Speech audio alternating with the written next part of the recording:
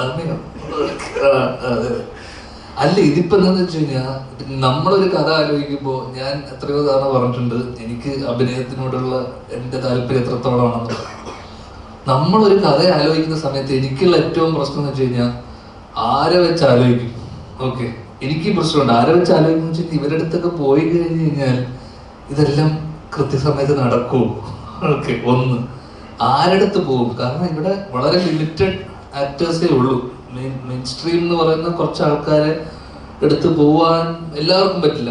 ദൈവം സഹായിച്ച് നമ്മളൊക്കെ എല്ലാവരെയും പരിചയമുള്ളതുകൊണ്ട് നമുക്ക് പറ്റുന്നു. എന്നാൽ പോലും അവർക്കൊക്കെ ഇപ്പോൾ 2-3 വർഷത്തേക്ക് സിനിമകളുണ്ട്. അവരിലേക്ക് പോകുമ്പോൾ തന്നെ അവർ സ്റ്റാർസിൻ്റെ അടുത്ത് പോകുമ്പോൾ എന്ന് വെച്ചാൽ അവർക്ക് ഓരോ സീസണൽ ത്രില്ലറുമായിട്ട് പോകുമ്പോൾ അവർക്ക് കോമഡി മതി എന്ന് പറയും, കോമഡി ആയിട്ട് പോകുമ്പോൾ ത്രില്ലർ മതി എന്ന് പറയും.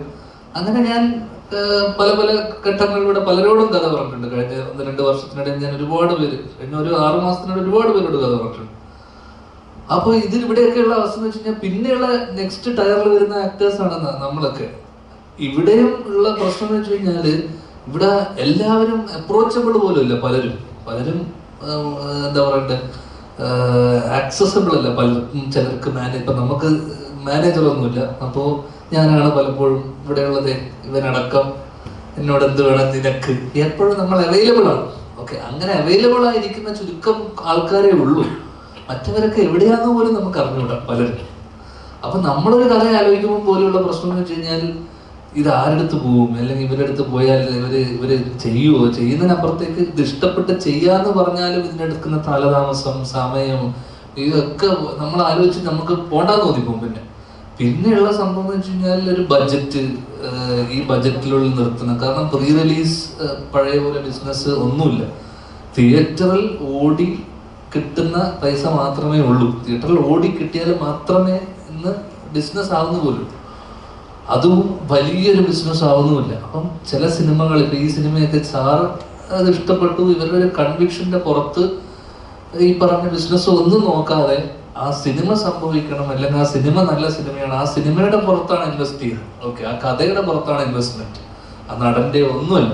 ഈ കഥ നല്ലതാണ്, ഈ സിനിമ സംഭവിക്കണം, ഈ സിനിമ പറഞ്ഞാൽ ഈ സമയത്ത് ഈ സിനിമ പറഞ്ഞാൽ അതിനേക്കാളൊക്കെ ഉപരി ഈ സിനിമ ഒരുമിച്ചൊരു സിനിമ ചെയ്യുക എന്നുള്ളതും കൂടെ, ഇങ്ങനെ ഒരു കഥ ചെയ്യുക എന്നുള്ളത്, അതിന്റെ തിയേറ്റർ കളക്ഷനൊക്കെ മുകളിൽ ഇതൊരു ആഗ്രഹവും ഒരു സന്തോഷവും കൂടിയാണ് ഇങ്ങനെ ഒരു സിനിമയൊക്കെ സംഭവിക്കുന്നത്. ഞങ്ങളുടെയൊക്കെ ഇതിനകത്ത് വരുമ്പോൾ നമ്മൾ ആലോചിക്കും, ബിസിനസ് ഒക്കെ ആലോചിച്ച് ഇത് ബിസിനസ് ആവൂലേ, അല്ലെങ്കിൽ ഇത് അതാവൂലേ, ഇതൊക്കെ കുറേ ചിന്തകൾ. അങ്ങനെ ചിന്തിച്ച് കുറച്ച് പേരെടുത്തൊക്കെ പോയി ഇപ്പൊ കഥ പറഞ്ഞൊരു കുറച്ചധികം സിനിമ, ഒരു 3-4 സിനിമ ആയിട്ടുണ്ട്. ഒരു കുറച്ച് സിനിമയും കൂടെ വെച്ചിട്ടുണ്ട്, വലിയൊരു അനൗൺസ്മെന്റ് ആയിട്ട് ചെയ്യാം എന്നുള്ള രീതിയിലാണ് ചിന്തിക്കുന്നത്. ഒരു 3 ആയിട്ടുണ്ട് എന്ന് വെച്ചോ, ബാക്കി ഒരു 5-6 കൂടെ ആയാൽ അനൗൺസ് ചെയ്യും. ഓക്കെ ഓക്കെ, എക്സ്പെരിമെന്റൽ തുടങ്ങാന്ന് വിചാരിച്ചേ. പിന്നെ ഞാൻ വിചാരിച്ചു ഹ്യൂമർ തന്നെ മതി. അതുകൊണ്ടൊരു ഫസ്റ്റ് പടം ഒരു തമാശ പടമായിരിക്കും.